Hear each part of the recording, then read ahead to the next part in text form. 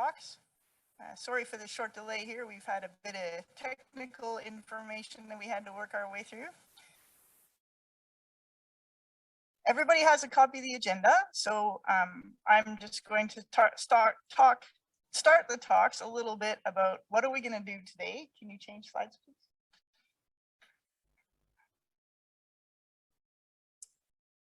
RockTalk 22, change slides, please. So this is a Zoom program that you guys are all using. There's lots of how-to tutorials for sound quality, video. We actually are really lucky this year. It seems like we're lucky this year. In 2022, we're managing to have an in-person session at the Smithers curling rink. And so this morning we have a live audience. To attend the in-person, you must have a vaccination passport and you must wear a mask while indoors. And we've been given exemption for speakers so that you guys can actually hear me, which is good. Please be considerate of others. There are people who are not comfortable being close to people that want a 6-foot distance. And I think that's the way things will go in the future. Be considerate of how others feel about COVID and sickness and distancing. Please do keep up the good habits that we've learned over the last 2 years. Wash your hands, use hand sanitizer, be considerate of others, cough into your elbow. So for the agenda here today, we're going to try to stay on time for the virtual attendees. We do have microphones here in the room for in-person, and please use the chat function. So thank you, Chris McHugh, for saying good morning. That's always nice to see good morning from a friend.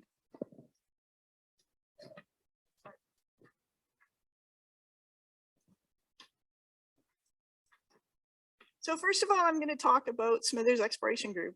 And part of this is because Smithers Exploration Group's been around since 1971. But there's a lot of new people who are part of the exploration industry who are not familiar with it. And then there's people like some of us in the room here who've been part of it and attached to it and involved in it for a long time. So this is sort of more for people who are new to Smithers Exploration Group, haven't seen it before. Next slide, please. There's a lot of writing, sorry.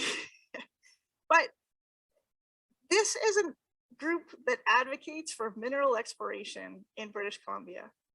We are affiliated with other groups, more on that in a minute. Smithers Exploration Group is dedicated to advancing mineral exploration and mining in northwestern British Columbia. And as part of that, it's really important to us that we are out there in the community, connecting, being community, talking to people, having people get together, bringing exploration people together, bringing their suppliers together, working with the provincial government on permitting, on advocacy, on land use, on land tenuring, all of these sorts of things that will allow our people, our exploration people, to go out in the field and do their work. So we think these are very important things to do. And that's why Smithers Exploration Group exists. The other thing we like to do is we like to have fun. And we have many events. You can ask anybody in the room about events that we have over the course of the year. And we also try to keep people in touch with things that are going on with other agencies, other conferences, and other events. And there's a bunch of people to thank for that, but you can come and talk to them yourselves and thank them. Next slide, please.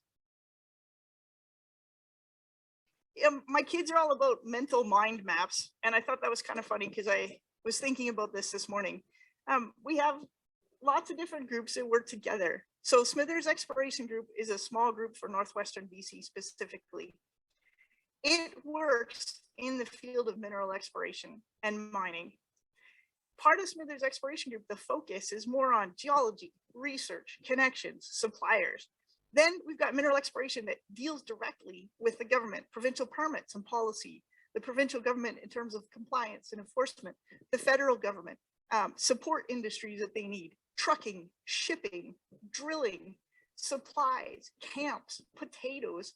I know Seabridge once did a newspaper article that said that your standard camp uses 1,200 pounds of potatoes in a summer.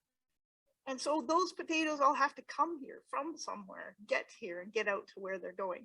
These are all important things that SEG brings together. And then there's another component to this where I want to go next, which is Minerals North. Minerals North Conference Association has a conference every year, and we're going to get into more of that. They bring into it a bigger picture. So where Smithers Exploration Group is about geology and suppliers and connections and geologists and research, Minerals North brings in a bigger picture. Regional districts, communities, Indigenous groups, Indigenous governments, municipal governments, provincial governments, federal governments.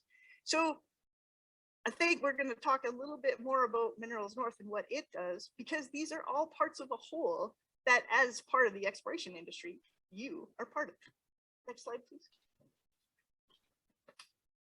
And one more.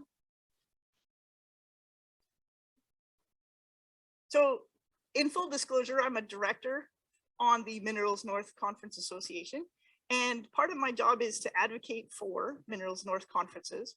If you were at Roundup this year, or if you were watching a robot at Roundup, because we had a robot attendee come and see us at our table this year.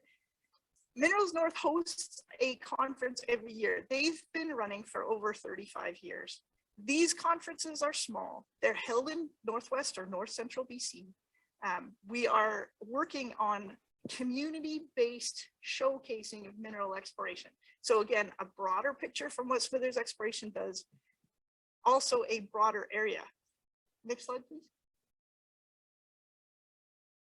In 2021 and 2022, we had to have a pause on Minerals North Conference. In 2023, the plan is to have the conference in Quesnel. We're starting to organize for that now. And in 2024, Minerals North Conference Association is seeking a host community. And so for more on that, you can go to the Minerals North Conference Association website or come talk to me or any of the other directors that are around. Next slide, please. Another bigger part of the picture here, and we're super excited, Kendra Johnston will be speaking tomorrow. She's the CEO, the Chief Executive Officer of the Association for Mineral Exploration in British Columbia. She's going to be a speaker tomorrow morning, so please tune into that. ANBC does a lot of things, but one of the key things that's in the forefront of everybody's minds right now is Indigenous relations. And that is something, as an overarching body that Smithers Exploration Group is affiliated with, we also take those values to heart. Next slide, please.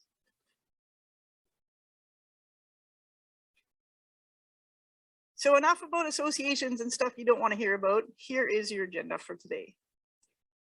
Our next speaker is Ted Van der Wert, who is sitting here to my right. And he's actually going to sit and listen and watch his pre-recorded presentation, which should be really fun to do. And thanks for coming. Please use the chat. Be as chatty as you like.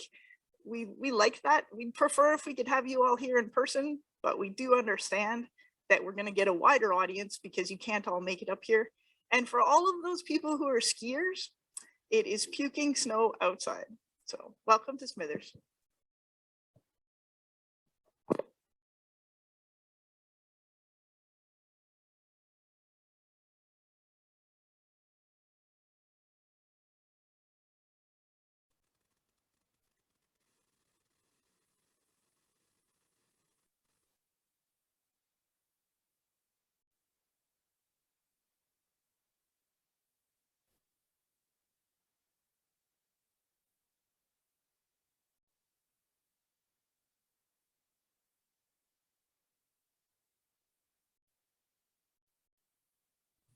Hello and welcome to the 33rd annual and now our second virtual Rock Talk.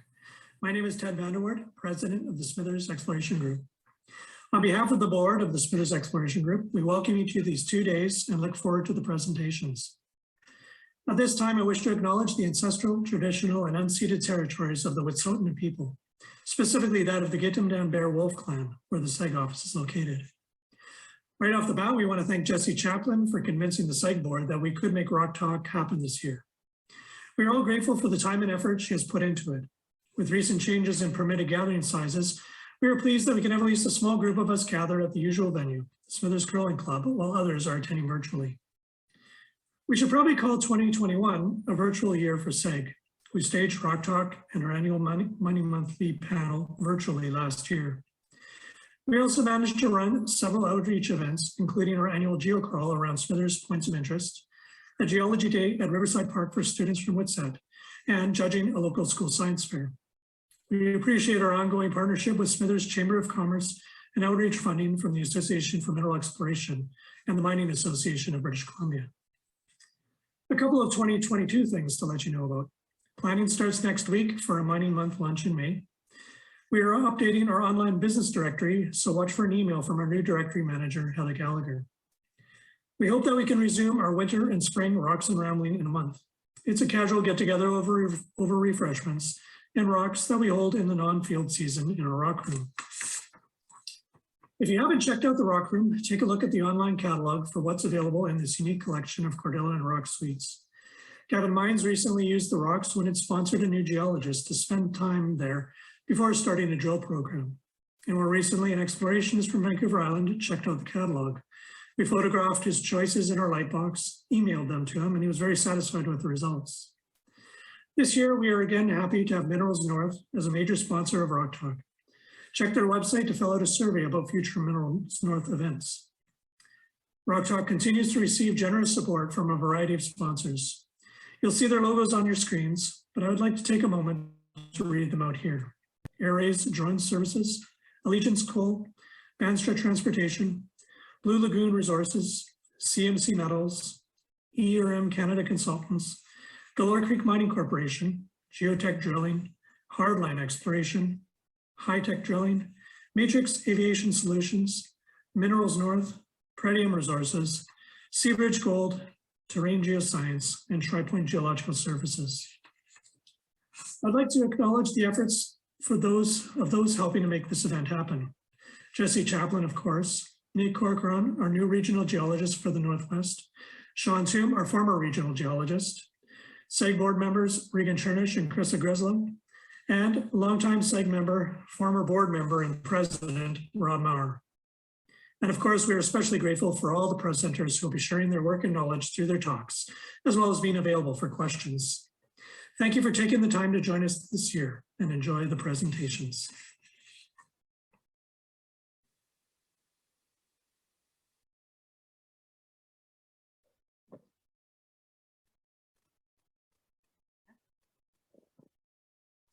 Good morning. Hopefully you can hear me. It is my great pleasure to welcome you to Smithers and to RockTalk 2022. To those who are attending in the room, it's pretty exciting always to see people in person now. And to those who are attending virtually, welcome, and hopefully we'll see you in person next year. I want to start first by acknowledging that I am grateful to live, work, and play on the unceded and traditional territory of the Gidim Clan and the Wet'suwet'en people. We are indeed lucky to be here in this beautiful place. And I also want to extend thanks to the Smithers Exploration Group. Since 1971, that was a new piece of information. That is a long time. The champion and support entity for the exploration sector in Smithers and beyond. And also to say thank you to Jesse, your conference chair, for taking time to meet with me and tell me about RockTalk, what is happening with the Smithers Exploration Group now, and what's happening with exploration and mining, and to all the other volunteers who make events like this happen. Volunteers really are the glue that makes things go round. And always a thank you to Steve when I see him in a room making the audio visual work. We feel a bit calmer. So RockTalk, it's a gathering for you, people in the mineral exploration industry, to celebrate who you are and to learn from one another and the experts who will be presenting over the next couple of days. I hope it is a really fun and sort of beneficial experience to all of you. It's my experience with people in your industry that you're optimistic and excited about future prospects. And you're excited about rocks, of course. Among you, there are explorers, rock hounds, those seeking discovery, scientists, and creators. I want to acknowledge that your industry, the exploration and mining industry, is part of our community, Smithers and the Bulkley Valley. You contribute to our economy. We've seen the numbers, 30.5 million in direct spend in Smithers in 2020. It makes us #1 out of an estimated $105 million of total spend. You also contribute, though, to the community fabric, to our culture and who we are. Jesse talked about that, about being a part of the community, extending what you know, but extending your energy into the community. Some of you live here, so your personal energy is here, enriching our community. But I know, most of us know, that exploration and mining are also a part of our history, and it's a part of our future. So a little bit about this community. We know that while the last year has been busy for your industry and sector, we have to acknowledge it's been a difficult time the past 2 years for many. The pandemic around the world, many people without jobs, many isolated. We hope that the future will be bright for those who have struggled. We were happy in 2021 that we had commercial flights all year to our airport, the Smithers Regional Airport. With assistance from significant federal grants, we began to resurface the runway, taxiways, and apron to a tune of $6.9 million. We know the airport is important for our entire community, including for your sector. Sorry, a bit awkward moving papers.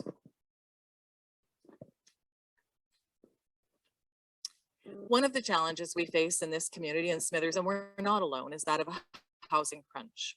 We want to be able to welcome new residents to this beautiful place, and we are using the tools that we have to increase the opportunity for new housing development.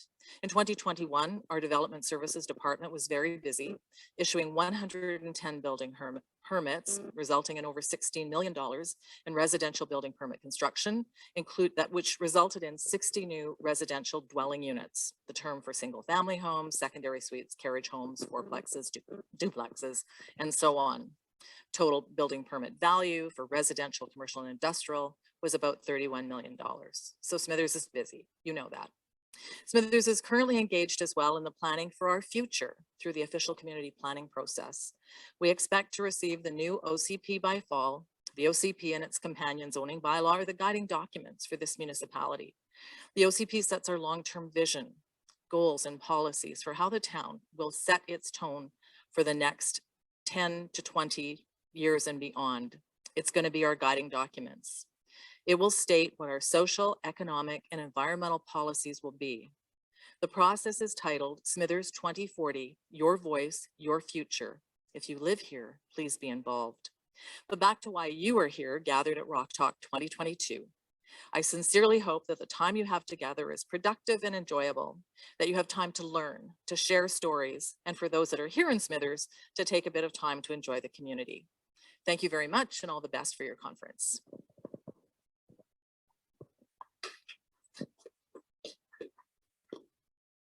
Thanks, Gladys. I'd like to thank you for having us here in Smithers. And it's glad to see that Smithers is so busy as a hub for mineral exploration and mining.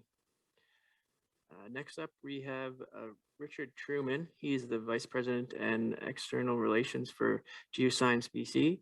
He has over 15 years of community engagement, government relations.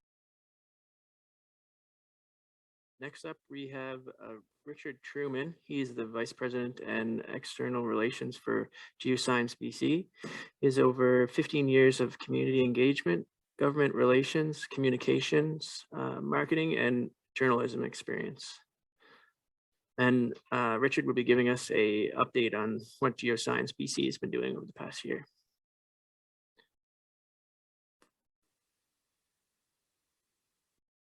Good morning, and thank you to Jesse, to Ted, and everyone else at Smithers Exploration Group for making RockTalk possible this year. I wish I could be there in person with some familiar faces and with some new friends at the curling rink. My name is Richard Truman, and I'm the Vice President of External Relations at Geoscience BC. I'm joining you this morning, albeit recorded, from North Vancouver in the traditional territories of the Musqueam, the Squamish, and the Tsleil-Waututh peoples. Geoscience BC has a special relationship with Smithers Exploration Group, and I'm really pleased that Fahad Bazari from UBC's Mineral Deposit Research Unit is able to present on this Geoscience BC supported Advanced Argillic Alteration project here at RockTalk today.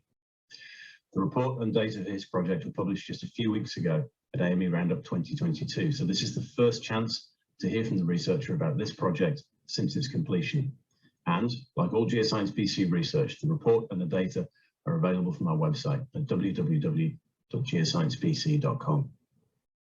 Fahad's research fits in really well with some of the other updates from the mineral exploration and development sector and from government over the next couple of days. Also at Roundup this year, Geoscience BC published our annual summary of activity volumes for minerals and for energy and water. These summarise most of our active projects from 2021, with the minerals volume focusing on our strategic objectives of identifying new natural resource opportunities and advancing science and innovative technologies. Another important update for Geoscience BC in January was the launch of new membership opportunities with the introduction of corporate, individual, student, and associate memberships. The transition to a lower carbon economy increases demand for British Columbia's natural resources, and with it, the need for quality public geoscience to inform evidence-based decisions, including those related to critical minerals and metal supply, to emissions reduction, and to cleaner energy generation. Geoscience BC membership opportunities make it easy for a wide range of partners to support, provide input, network, and stay up to date on Geoscience BC's minerals, energy, and water research. Corporate, individual, student, and associate memberships provide a variety of opportunities to suit a wide range of groups. We've had an exciting response so far from our diverse range of individuals and organisations, and if you haven't already, I encourage you all to consider joining Geoscience BC as a member by using the QR code on the screen or by visiting www.geosciencebc.com. New membership classes make it easier for a wide range of partners to provide more input on and benefit from Geoscience BC research opportunities and project ideas. They also bring together industry, academia, communities, Indigenous groups, and governments to achieve shared goals and to increase the impact of Geoscience BC research.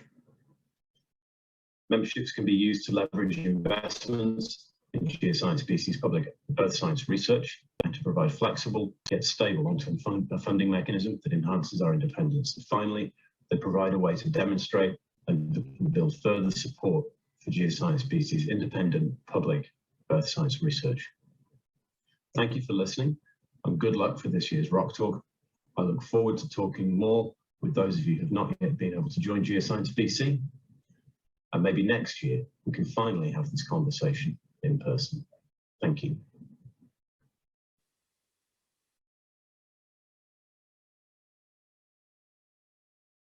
Good afternoon. I'm speaking to you today from the traditional unceded territories of the Syilx Nation to discuss the 2021 exploration update on the Andalusite Peak property. As mentioned, here are some forward-looking statements that are not guarantees of future results or performance. And Triumph Gold Corp would like to acknowledge that we are on traditional territories in the Yukon and BC of the many First Nations whose footsteps have marked these lands for centuries. We also recognize that the project, Andalusite Peak, is located on the traditional and unceded territory of the Tahltan Nation. Going over the leadership and management team, well, we are a young team. We collectively have over 150 years of experience in resource sector capital marketing, exploration, open pit mining, underground mining, and project development through a wide range of porphyry, copper gold, epithermal systems. I'd like to bring to your attention how important we treat emergency awareness and response planning. Before every program, we go forth and develop an emergency response plan. Within that plan, we develop it, we practice it, we test all the contact phone numbers, and we always look to be over-prepared, which means not only having a survival bag, which we leave in the field after being dropped off by helicopter, but also having personal day packs that consists of things like a first aid kit, bear spray, pocket tent, and appropriate clothing. We like to think about all the possible hazards that we may encounter in this remote mountainous terrain. Slip, trips, and falls, wildlife encounters, potential wildfires, and medical conditions that might exist within the crew. Moving on to the Andalusite Peak project itself. It's located in what we term elephant country, as there are a number of high-profile projects surrounding us, including, of course, the Red Chris mine to the south, the Latham project to the west, and the Eaglehead and Cucho projects to the east. The Andalusite Peak project is strategically located 36 kilometers southeast from the community of Dease Lake. Andalusite Peak sits in some great regional geology within Upper Triassic Stuhini Group volcanics and Lower Hazelton Group volcanics, with intrusions nearby. Some of the main features around Andalusite Peak include a series of thrust faults, including the Cucho Fault and the King's Hammond Fault, which are important structural controls for emplacement of the volcanic package and subsequent intrusion activity. Here are some of the big deposits within the area, including Red Chris, Galore Creek, and KSM. To give you context for the Andalusite Peak property, the property is situated within an aerial footprint of approximately 11 kilometers by 5 kilometers. The concept for Andalusite Peak is a copper, gold, silver porphyry model. The alteration that we've seen thus far through previous sampling with spectral analysis is a sericitic quartz perophyllite assemblage, which means we might be somewhat up from where the actual intrusion is and where mineralization may be stemming from. So we look towards other porphyries that we know of and try to apply the same features towards Andalusite Peak to find where additional mineralization may be located. The Andalusite Peak property was mapped by Bram van Straten and was considered to be part of a 27-kilometer belt of advanced argillic alteration between the Tanzila property and the McBride property, consisting of quartz, clay, pyrite, and sericite assemblages. The total magnetic response at Andalusite Peak suggests that at depth there is the potential for a buried oxidized magnetite-bearing intrusion situated throughout most of the property. This magnetic response is similar to what you might see at other alkalic porphyries throughout the province, including New Afton, Copper Mountain, and Red Chris. One of the things we like to do before we go out in the field is take a look at the history and compile all the information that we know about it. While the Andalusite Peak history stretches back about 50 years, starting with U.S. Smelting, Refining, and Mining Corp. On the West Joint Venture, exploring the west side of Glacial Lake and finding iron-stained gaussins and copper and moly in iron oxides from pyritic shears. Moving on to 1972, work was done on the Wolf showing, where a shear zone with copper mineralization was exposed over approximately 50 meters by 50 meters. Fast forwarding to 82, Serrano Resources completed soils surrounding what we know as the present property right now. But present day exploration work really started in 2009 with Paget Moly Corp exploring the JD mineral claims and finding elevated copper and moly in stream sediments and rock samples. Based on the work done by Paget Moly Corp, in 2017, Triumph Gold Corp geologists staked the property and defined the Gentleman Julep and Tennessee Trend copper-gold mineralization corridors, completing rock sampling and hyperspectral work, which was also done by Rio Tinto in 2019. Some of that work, historic rock sampling and prospecting throughout the area, is quite spectacular. You look at the Tennessee Trend itself and see copper values up to 67%, with silver values at 500 ppm. Some of the rocks that you end up seeing at Andalusite Peak, well, you see quartz magnetite veins that are good indications for porphyry style mineralization, and potassic altered quartz monzonites. We know that the system itself is within an alteration blowout. It's in the center of this altered belt. It's got the highest temperature argillic alteration recorded in the belt, and it has the highest grade gold, silver, copper mineralization. In terms of real estate, Andalusite Peak is in the right spot. Showing you what 67% copper looks like and 500 grams per ton silver, here's a vein blowout of massive bornite and chalcocite mineralization. Some additional rocks found on the property include quartz calcite chlorite epidote veins and propylitic altered andesite, and quartz carbonate bearing bornite chalcocite veins in mafic volcanics. A mineralized vein surface with malachite chalcocite, and a close-up of chalcocite clots within quartz veining. Some mineralized copper oxide matrix within volcanic breccias, and malachite, azurite, and chrysocolla on a vein surface. So, 2021, what do? Well, we like to employ the scientific method. What does that mean? We determine what our objectives are, and we try to hit those objectives through our results. So objective number one was to expand upon observable mineralization and historical trends from historical work and other companies within the area. Number 2 was to gather enough assay, lithological, mineralogical, and structural data to plan future work. The results showed that we extended known mineralization along the Wolf Trend 500 meters south and connected the Tennessee and Gentleman Julep trends. We also collected 25 rock samples, 52 soil samples, and key bedrock measurements, and we expect those assays to be released shortly. To give you an idea on the detailed geology of the project, Andalusite Peak is situated within a package of mafic and felsic volcanics, ranging in age from early Jurassic to middle Jurassic, with late Jurassic intrusions surrounding the area. This cross-section was pulled from Bram van Straten's work, and it shows the location of the straight-up Gossan and the Gentleman Julep Gossan that you can see are controlled by a series of thrust faults within the area. The quartz, sericite, pyrite clay alteration that we see corresponds quite closely with the early Jurassic plagioclase porphyry. And the name Andalusite Peak is suggested by some of the alteration associated with the advanced argillic assemblage, which consists of quartz, andalusite, and porphyllite. Moving over to the Wolf Trend itself, some of the work done by Rio Tinto included some thin section work on a monzodiorite porphyry located on the northern edge of the Wolf prospect, and work in the 70s consisted of some soil sampling done over here. So what Triumph Gold Corp decided to do in 2021 was build on some of the additional soil sampling and climb back behind this image here, over here into the cirque itself, and try to locate mineralization and continue it along trend.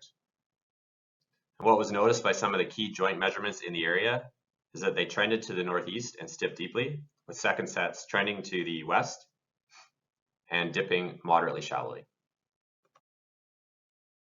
Some of the mineralization collected at the Wolf prospect included chalcopyrite mineralization within quartz veins, bornite, malachite, chalcocite within gossanous rock, malachite exposed in float at the ridge of the Wolf prospect, and epidote altered clast possibly intrusive in nature in a volcanic breccia consisting of malachite with chalcocite veining.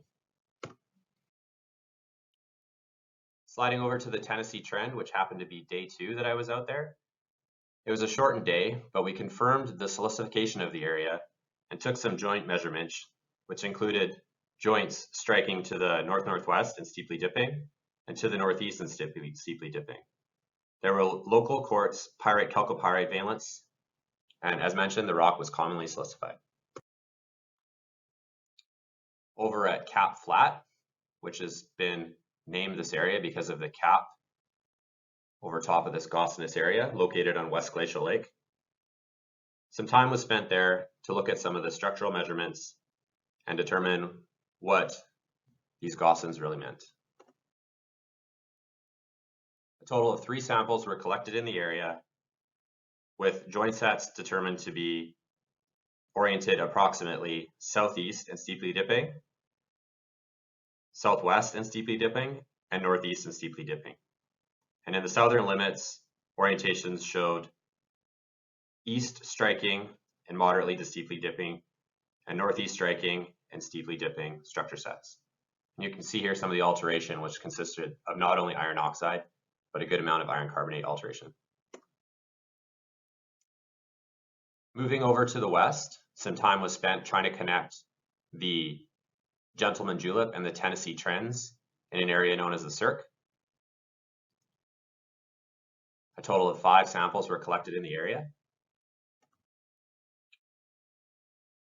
Some of the mineralization exposed included malachite and copper oxide and chalcopyrite. And some of the veins that were found in this area were south striking steeply dipping, east striking steeply dipping, and northeast striking steeply dipping sets. Moving over to the Western Ridge area, the farthernmost part of the property, located not far from the Joyce prospect, 2 samples were collected. In this area, there had only been 1 sample previously collected. The samples collected were porphyritic plagioclase hornblende ferric intrusions with joint sets striking to the northeast and steeply dipping.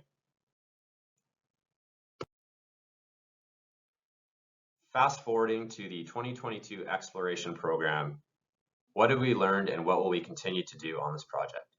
Well, all of this, of course, is funding contingent, but we hope to be able to analyze and release the 2021 results shortly and look forward in 2022 to doing additional soil sampling, predominantly in some of the lower lying areas, including the northwest claim block known as the Sour Grid, following up along the Wolf area itself.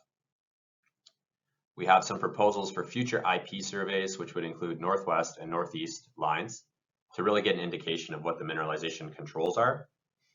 We recognize that Andalusite Peak itself is situated between two government aster zones that have been mapped.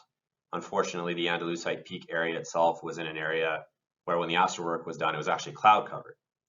So we've looked towards some of the hyperspectral groups in the area and thought about potentially doing an airborne hyperspectral survey. Additional work might include LiDAR for this type of project, where we'd get more detailed air photos and some additional digital elevation model data points. Additionally, we've looked at potentially doing future airborne magnetics or looking at the currently available government data and inverting that data. Of course, all of this wouldn't be possible without the help of the two geologists on the program, Scott Caldwell and Darren Lafort, and the entire Triumph team helping get all the logistics together, help deliver the samples, and help make this all possible. Thank you to Tundra Helicopters for flying us, Banstra for helping with delivery of the samples, ALS for processing our samples, and the Northway Motor Inn for housing us during our program. Thank you also to the Smithers Exploration Group for allowing me to speak during this conference. For further information, please contact John Anderson or the Triumph Gold Corp head office. Thank you. At UBC, and he is currently the principal investigator for the PIMS, so Porphyry Indicator Minerals Project, and porphyry vectoring techniques in advanced argillic altered rocks of British Columbia. Go ahead. Far ahead. Hello, everyone. Can I share my screen? Be able to, yep. It's not allowing. Okay, just one sec.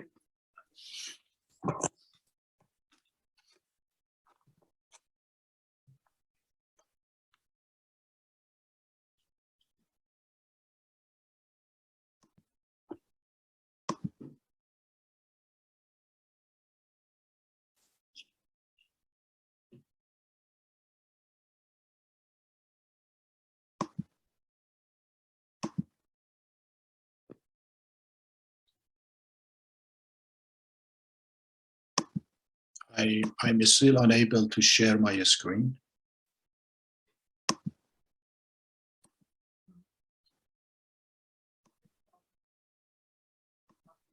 Yeah, okay, we have it up on the screen. We'll just have to, you'll have to tell us when to change. Okay, can everybody hear me well, both online and live audience? Can I get confirmation? Here in the live audience, you sound good. How about people? How about Yep, people online? I can hear you online loud and clear, Farhad. Oh, excellent, excellent. Okay, so let's instead of showing my face, show my slides, please.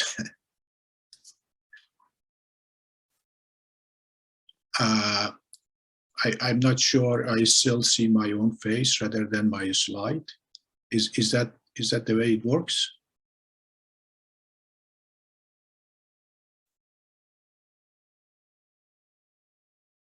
Can I get okay? That's my slide, and I hope everybody can see my slides and hear my voice.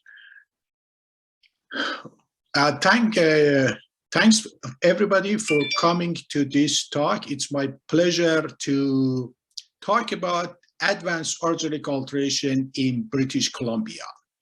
and various techniques that we can use for exploring in this environment. I would like to acknowledge my co-presenters, Robert Lee, Craig Hart, and Bram Van Straten from BCGS. Next slide, please. First, I would like to thank Geoscience BC for providing financial contribution in support of this project. Also, I'd like to thank Kaizen Discovery, Centerra Gold, and Richard Billingsley for giving us permission to visit and sample their properties. Next slide, please. So let's talk about the advanced argillic alteration at the top of porphyry systems and why it is important to understand this environment better. There is two reasons. First of all, the advanced argillic alteration could host high sulfidation type gold deposits. So these are a good host for gold deposits. The second reason is that these advanced argillic alteration can occur above porphyry deposits. So there is a potential for discovery of porphyry type mineralization beneath these things. And for these two reasons, they are interesting exploration targets. But there are difficulty in this working in this environment. First of all, these are laterally developed alteration zones, so they are not like blanket things. So, and they usually tend to be large areas. So it's difficult to actually vector towards anything in this environment. And the second is that the mineralogy of this alteration in this environment is difficult, especially in the field and with hand lens. It's very difficult to identify mineral assemblages and use for vectoring. So these are two main reasons, but there is another reason, another thing that I highlighted here. So this diagram, which I took from Solito, and you can see the environment of advanced argillic above the porphyry. Most geologists think that the advanced argillic alteration epithermal is right above the porphyry, but these things, the advanced argillic alteration and epithermal type alteration could be offset from underlying intrusive body that hosts porphyric mineralization. For various reasons, a structural reason and other reason that I don't want to discuss here, but the exploration implication is that if you have a little bit advanced argillic alteration with some sub-economic gold mineralization and you are looking for porphyry deposit, where is the porphyry? If you drill, for example, in this diagram that I draw, if you drill right below the advanced argillic alteration, there is a good chance that you hit the cryptic alteration beneath it and nothing. And the porphyry mineralization could be a couple of or 100 meters or kilometer other side. So it's very important to know exactly the vectors. So I'm showing during this talk some of the field techniques and the mineralogical and geochemical techniques that can help explorers who work in BC, and they have some rocks, some data sets, and they want to show the value of their properties, and they want to explore and advance their exploration, what they can do in this environment. Next slide, please. So advanced argillic alteration is not very common in BC relative to other parts of the world, porphyry belts. And the main reason is being discussed that because these are a slightly older environment for porphyry deposit, a lot of shallow level part of the advanced argillic alteration has been eroded. But still there are areas in northern BC and in Vancouver Island that there are areas, some of them large areas, that are showing evidence of advanced argillic alteration. And some of those in the past, like I have a list here, some of those in the past have been explored for gold, but because of the recent interest in porphyry, advancing porphyry mineralization, so a lot of people, explorers, are looking back at this area to see if there is a porphyry mineralization below this. So during this project, we look at three properties, Tanzila, which is not far from the area from the previous talk, and then Alunite Ridge and Chemist North in the Tudagon district. So Alunite Ridge and Tanzila are kind of prospect, and Chemist North is an advanced exploration stage project. Next slide, please. So very quickly look at the geology of these things. So the Tanzila is a package of the Horn Mountain, which is equivalent to the Hazelton Group volcanic sedimentary rocks, and it's been intruded by some porphyry strikes. And this dashed line shows the area of the advanced argillic alteration. So that's the main one. And in this hill here, that's the main area that's been explored and drilled for porphyry copper mineralization. And there is more on the west, and these things continues for 17 kilometers to the east. Next slide. And these are some of the pictures of the field and rocks. So this is one of the hills. You can see these rusty outcrops of mineralogy of a lot of aluminous silicate like topaz, pyrophyllite, muscovite, and going to chlorite. And these are examples of the rocks. So some of these whitish rock, there is abundant pyrophyllite, topaz, and andesite, corundum in this whitish rock, and they go distally to more muscovite, and you go more distally, they become greenish sericite, and very distal, chlorite become more abundant. So more or less, example of the rock types that you can see in this environment. Next slide, please. And this is Alunite Ridge, another beautiful rusty outcrops that most of you seen in northern BC. And again, similar rock types, Hazelton Group rock types in Alunite Ridge. So that's the geology, and this is a picture of the outcrops. So that's the main alunite part of the Alunite Ridge. So see this whitish area, which is mostly alunite clay and a little bit diaspore. And these are example, that's that whitish rock example of that. And then goes to more muscovite ridge, and you go more distally, it's become muscovite, become greenish, pale greenish with a little bit chlorite. And then more distally, you have more chlorite than locally some epidote, and then becomes distinct, characteristically just dominantly chlorite alteration. Next slide, please. And Chemist North is just north of the Chemist mine, so that's the geology. So this that's the geology. Here, the green rock is mostly the Takla formation.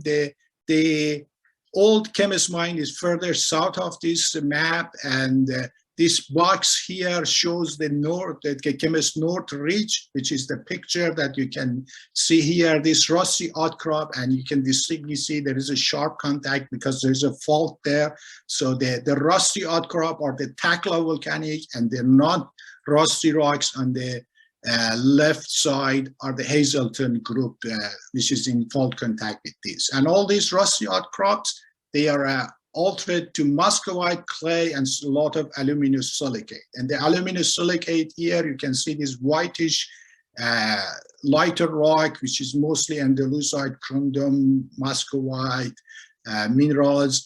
And characteristically, I will discuss this a little bit. You can see this silicified rock, but has a little bit nodular texture. And that's very important thing that I will discuss during my talk.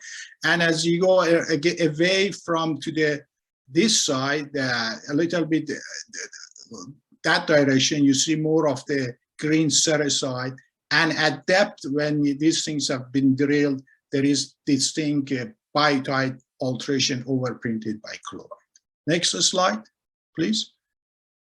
So in terms of techniques, so these three maps shows the area that we sampled in the Tanzila, Alunite Ridge, and Chemist North, and the black dots are the area that we sampled, and that's a scale bar, 500 meter, 500 meter, that's 100 meter. So we sampled around this, so that's the main main hill at the Tanzila, and that's the Alunite Ridge. So in the central part, that's the main part of the Alunite Ridge with a little bit gold mineralization, and that's the Chemist North, and that's the red line is the fault between Takla and Hazelton. And these are the result of alteration assemblages based on shortwave infrared hyperspectral analysis, as well as petrography and field observation. And I summarized here all the mineral assemblages that we could identify based on these techniques, from biotite chloride to muscovite chloride to various type of clays, and lots of aluminum silicate like topaz, pyrophyllite, and alunite minerals. And you can see trends here, for example, in Tanzila, a lot of topaz and with the silicification in the main hill, and a lot of alunite and muscovite alteration in alunite ridge, which continues to the north ridge, and lots of clay and aluminum silicate as well in Chemist North. And if I want to briefly summarize the trends that you expect to see based on these observations from these three properties, there's a transition from chloride epidote to chloride sericite. Then you go more proximal, the sericite become greenish sericite with chloride, and then it's become dominantly green, pale green sericite, and locally it become white sericite, and so with some kaolinite, and at the more central part, you see a lot of pyrophyllite, various proportion of alunite, topaz, andalusite, and diaspore. So that's a very important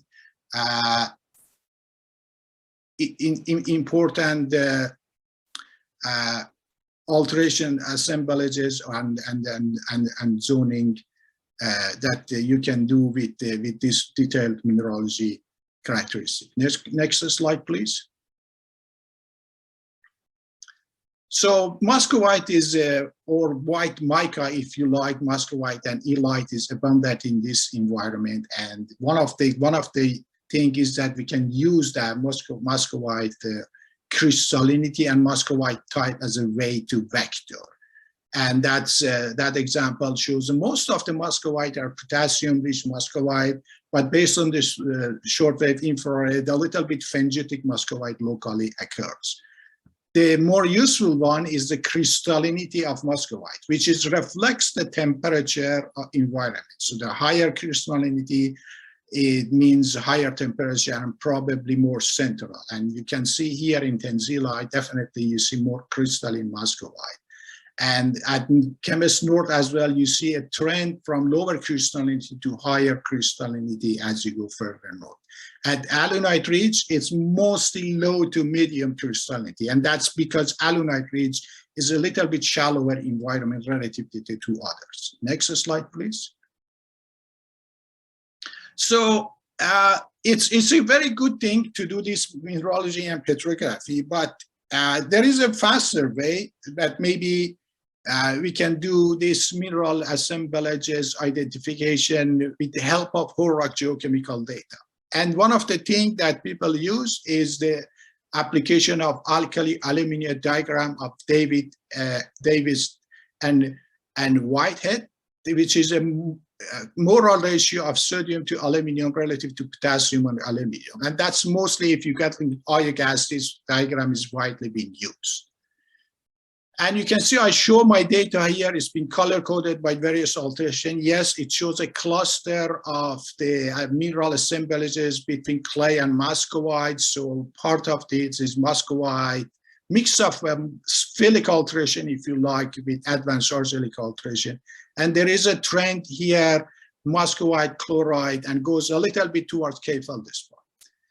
It's very difficult to separate various assemblages that I see in this diagram. And that's the reason is that because we use sodium here, which is mostly in feldspar, as opposed in rocks, which are mostly mafic rock or andesitic rock, a lot of alteration occurs after mafic mineral, like hornblende, biotite, they alter to chloride and sericite.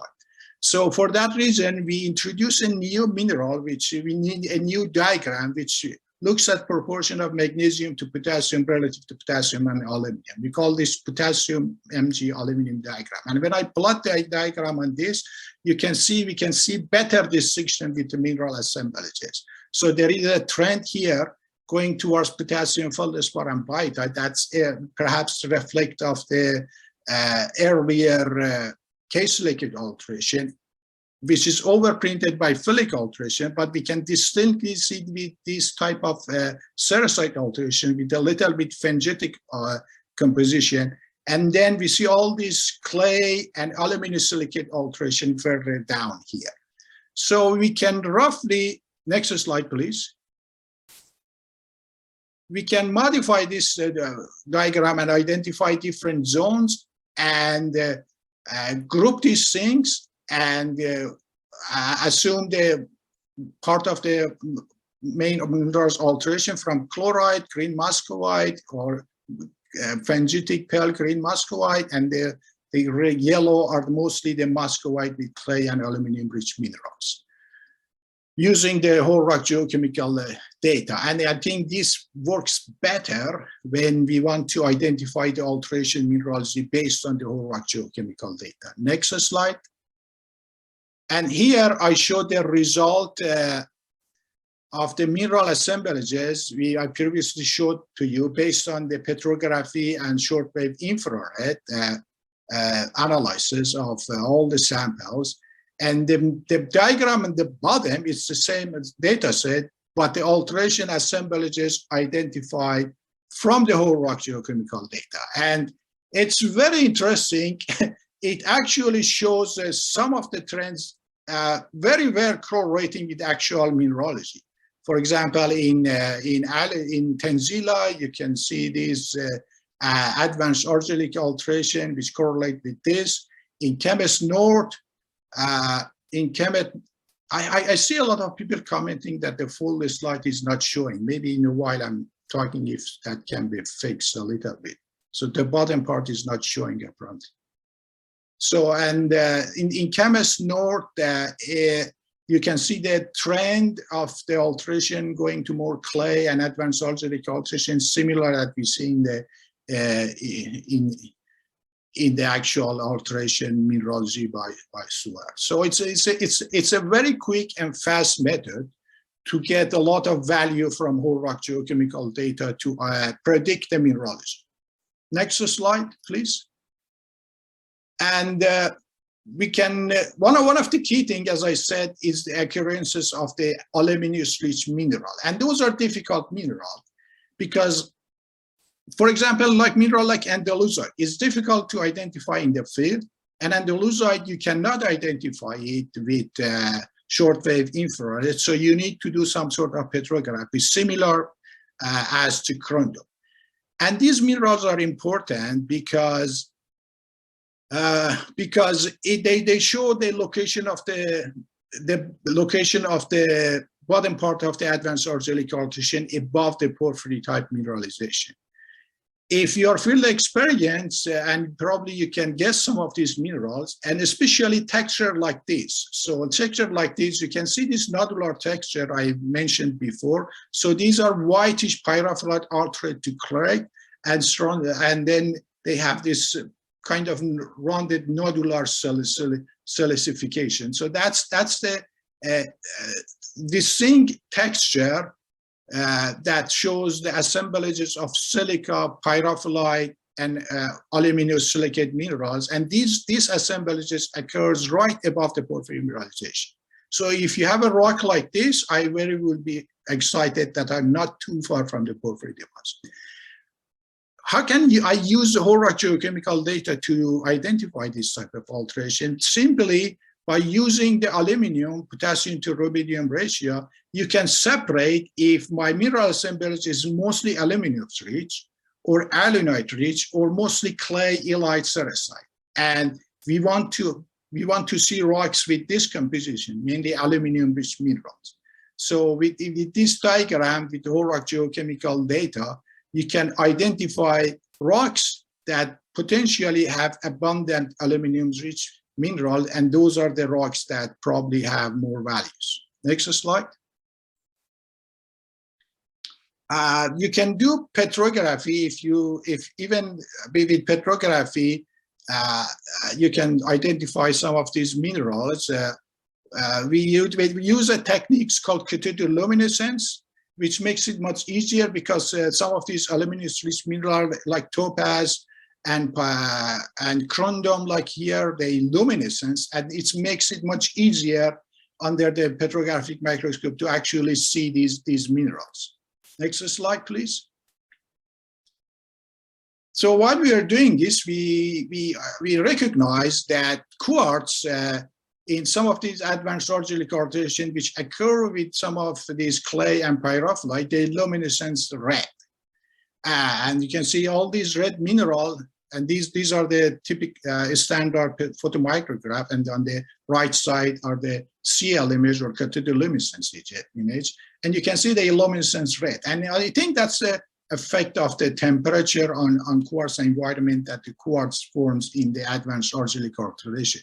As opposed in this picture, you can see this red brownish color quartz, which been cut by later no luminescence luminescence quartz. And maybe you know we are kind of working on this, but probably because quartz is the most abundant mineral in advanced argillic alteration, and we think that the luminescence of quartz also can be used as a vectoring tool. Next slide, please. So in terms of geochemistry, yeah, of course, you can look at copper, gold values, and they show some areas that are mineralized, but I find it a bit difficult to actually see the vectoring. So there are kind of erratic, and they are here and there, but it's difficult to show the vectoring. Next slide, please. And similar to arsenic and some of the trace elements like zinc. Next slide, please. So we worked on an index that we basically look at the minerals that occur at the lower part of the porphyry relative to those occur at the shallower part of the porphyry. So it's an index that shows the vertical transition in the porphyry environment. And you can see here, for example, at Kemet's north, it clearly shows a vector towards north. And in Tanzila shows a vectors towards the main hill. And alunite ridge is mostly low value. And the main reason is that the alunite ridge, again, is a very shallow environment. And we are working in a very shallow environment, everything. There is not much vertical variation, if you like. So to look at this in a different angle, we created a new index, which is called MDRU Porphyry Index Lateral. Next slide, please. And this one shows the elements occur at the more central part of the porphyry at shallow river relative to those occur distal to the porphyry, particularly zinc and manganese. And you can see here, for example, alunite ridge, which was difficult to see vectoring, but now you can see these higher values right above the alunite ridge. And the Tanzila shows the vectoring even better. Next slide, please. We can use the old rock geochemical data to identify areas with a strong advanced argillic alteration, because that's mostly the leaching. The low pH environment removes a lot of materials, particularly sodium and calcium. So if you like, you can look at the rock and see how much sodium and calcium has been depleted. So that index, which shows the depletion of this in relative to an immobile element like aluminum, shows the intensity of advanced argillic alteration. That also shows a vector. Next slide, please. So last but not least, these mineralogical changes in the rock cause some sort of change in rock physical properties, such as magnetic property, density, and porosity. So I don't have time to discuss this in detail, but these diagrams show that correlation between these properties with the alteration assemblies. And we see broadly as a correlation. And that correlation can be used to better interpret geophysical data, and especially vectors in areas which are covered. Next slide, please. And these are some of the maps shows that. So next slide, please. So finally, just to conclude, so I kind of modified a little bit Cerrito's diagram to show some of the settings of this that is more characteristic in BC. So if you like, this is more BC modified cross-section of the silitose with some of the observation that we think.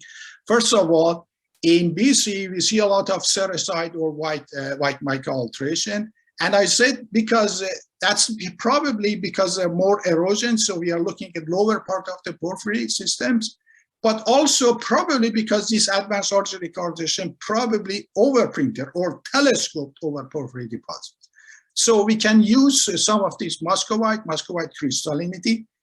And one thing we find is the color of the muscovite. The muscovite or illite color changes from dark green, pale green to white. And some people use the white mica. The white mica refers to muscovite illite composition, but I started to not use it because white mica, it's actually not always white. Sometimes it's pale green. So mapping those color variation in muscovite could be used as a vectoring tool as well.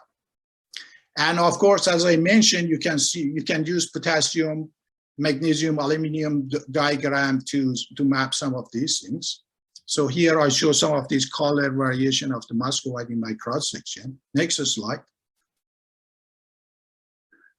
And this purplish thing is very important as well. And you can see it sits right above the porphyry deposit. So that's area that you have pyrophyllite and aluminum rich minerals. And pyrophyllite is important mineral. It can be easily identified by short-wave infrared, but can occur with alunite at the shallower part, and at the deeper part, this darker purple color can occur with aluminous silicate mineral. So we want the second one, the darker purple one. So we want to see not just pyrophyllite, but pyrophyllite with aluminum-rich minerals. And you can see field texture, some of those nodular texture that I said. You can do short-wave infrared to identify pyrophyllite. You can do petrography or some based on the whole geochemical data also to identify some of these aluminum-rich minerals. And as I mentioned, maybe you can use quartz as well to look at the red luminescence quartz. Next slide, please. And you can use trace element data to both MPIX and MPIX lateral to see the vectoring both vertically and lateral. And at the end, you can use rock physical property to interpret the whole rock geophysical data. So that was all I had for today. Next slide, please. So if you want to read more detail about this, the report, the final report of this project is available from the Geoscience BC website. You can download it and all the data is there. And if you have any question at the end of this today, I would be happy to answer. Thank you. Thanks, Farhad. Some very interesting research. Definitely holds great potential for exploration targeting in porphyry systems. Next up, we have Lori Farrell. She is a senior project geologist with Gavin Mines, and she's going to talk about with Gavin Mines and Blue Lagoon. Take it away, Lori.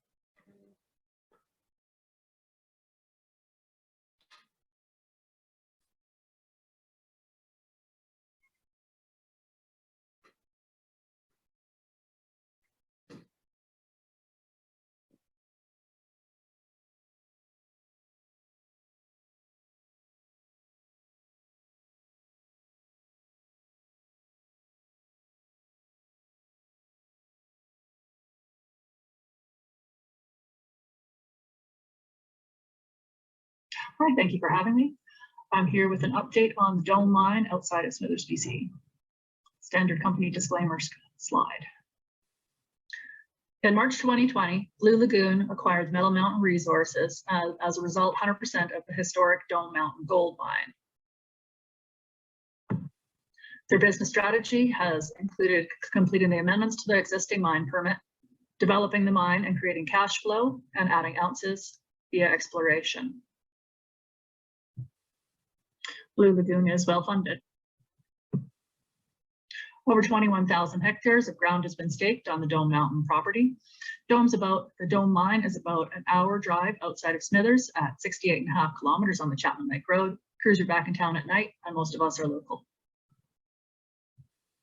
Veins within the Dome Mountain gold count for orogenic mesothermal quartz carbonate sulfide veins generally within subvertical deformation zones. It's also be considered as an alkali gold system, which is structurally controlled sheeted quartz carbonate veining with base metals, which are rich in gold and silver.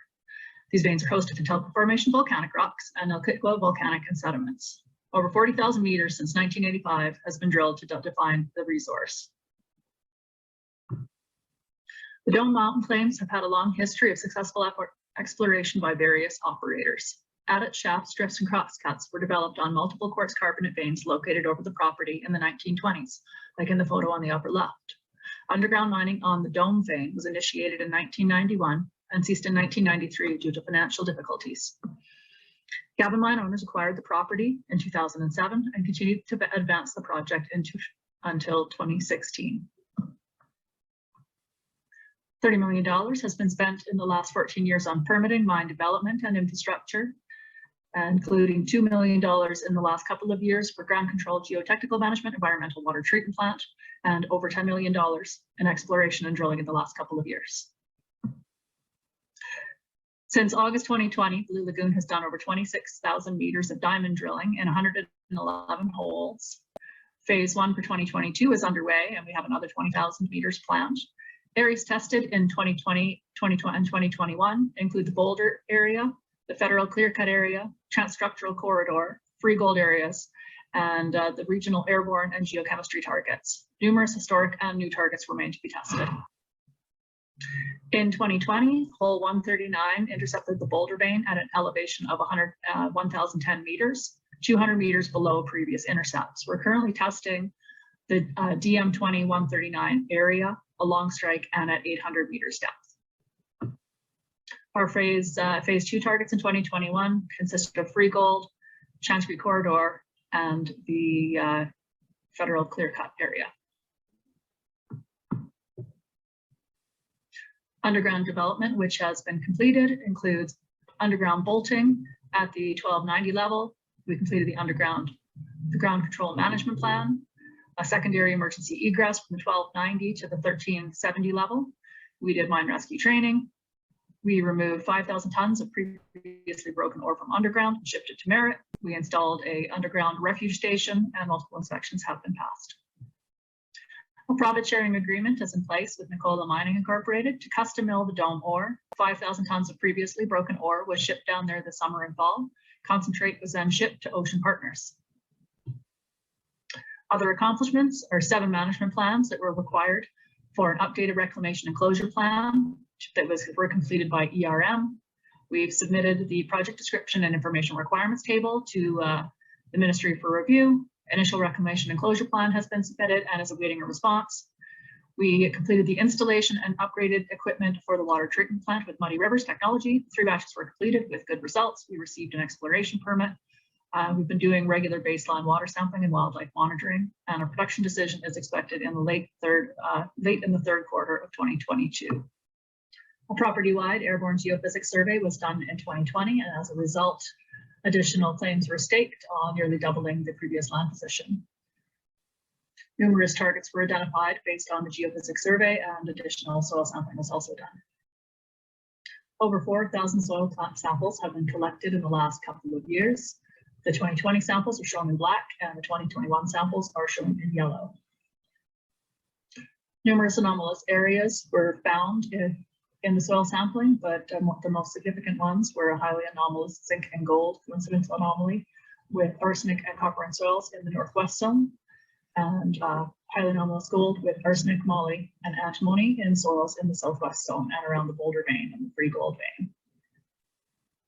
Other accomplishments since 2020 have been a 2021 mag drone survey that was completed last fall, 15 line kilometers cut in preparation for deep IP and CSAMT. New 43101 was done in 2021, and this included a new resource update for Dome Mountain, and there's also a strategic alliance with Quinton Hennig. It takes a significant team to do the work that we're doing out at Dome, and here are some of our core employees. For more information, contact Ronovich at Blue Lagoon, and thank you.